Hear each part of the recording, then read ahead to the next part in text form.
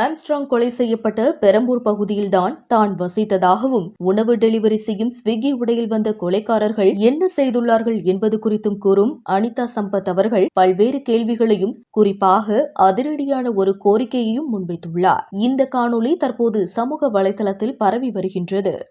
நான் காலேஜ் படிச்ச காலத்துல இருந்தே பெரம்பூர்ல தான் இருக்கேன். இப்பயும் அம்மா வீட்ல நார்த் மெட்ராஸ் தான்.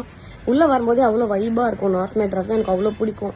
பட் இன்னைக்கு உள்ள நுழையும் போதே அவ்வளோ ஹாண்டிங்கா, அவ்வளோ ஸ்கேரியா இருக்கு நம்ம ஊரை பாக்குறதுக்கு. ஏன்னா நேற்று நைட்டு நம்ம ஆம்ஸ்ட்ராங் சாரோட நியூஸ் கேட்டதுல இருந்து இன்னைக்கு காலையில விடிஞ்ச உடனே சென்னையை பார்க்கவே அவ்வளோ ஸ்கேரியா இருக்கு. அவ்வளோ பெரிய ஒரு தலைவர், ஒரு தேசிய கட்சியோட தலைவர் அசால்ட்டா ஒரு 6 பேர் வெட்டி போட்டு போயிட்டு இருக்காங்க. இந்த தைரியம் எங்க வந்தது?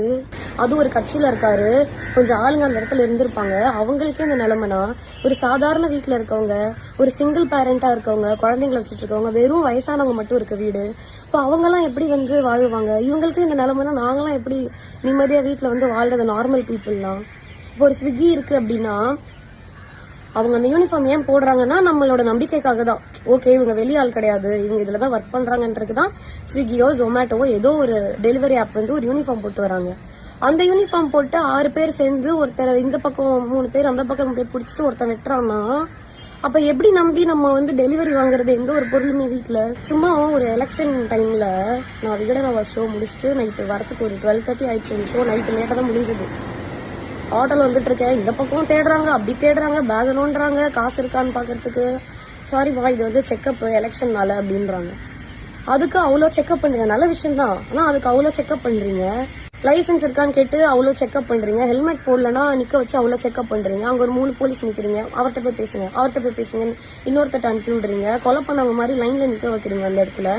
இது எல்லாமே ஸ்ட்ரிக்டா ஃபாலோ பண்ணணும் தான். ஆனா அதுல அவ்வளவு ஸ்ட்ரிக்டா இருக்கு. நீங்க இவ்வளவு அருவா எடுத்துட்டு 6 பேர் 2 பைக்ல வராங்கன்னா எப்படி கவனிக்காம இருந்தீங்க? அதை எப்படி நீங்க பாக்காம இருக்கீங்க? அப்ப சின்ன சின்ன விஷயத்தெல்லாம் நல்லா பாக்குறீங்க, திட்டுறீங்க, பெரிய பெரிய விஷயத்தெல்லாம் விட்டுறீங்களே. பேசாம வீட்டுக்கு வீடு ஒரு துப்பாக்கி கொடுத்துருங்க, ஒரு ஃபேமிலிக்கு ஒரு துப்பாக்கி, அதுல ஒரு குண்டுன்னு சொல்லி கொடுத்துருங்க. ஃபார்ம் எல்லாம் ஃபில் பண்ணி கூட அட்ரஸ் எல்லாம் வாங்கி கூட கொடுத்துருங்க. பொண்ணுங்க வீட்டுல ரோட்ல நைட்டு தனியா போனாலும் இந்த மாதிரி யாராவது வெளியே போறாங்க, டவுட்ஃபுல்லா இருக்க டைம்லயாச்சும் நாங்க யூஸ் பண்ணிக்கிறோம். ரொம்ப பயமா இருக்கு ஆக்சுவலி. இந்த காசை வாங்கிட்டு கூலிப்படியா வேலை செஞ்சு மத்தவங்களை கொலை பண்ணி அதுல ஒரு காசு சம்பாரிச்சு 1 லட்சமா இருக்கட்டும் 10 லட்சமா இருக்கட்டும் எவ்வளவு வேணா இருக்கட்டுமே, அதுல சமைச்சு சாப்பிடும்போது எப்படி உங்க தொண்டைக்குழியில சாப்பாடு போகுதுன்னு எனக்கு தெரியல. நீங்களா நைட் எப்படி நிம்மதியா தூங்குவீங்கன்னு எனக்கு தெரியல.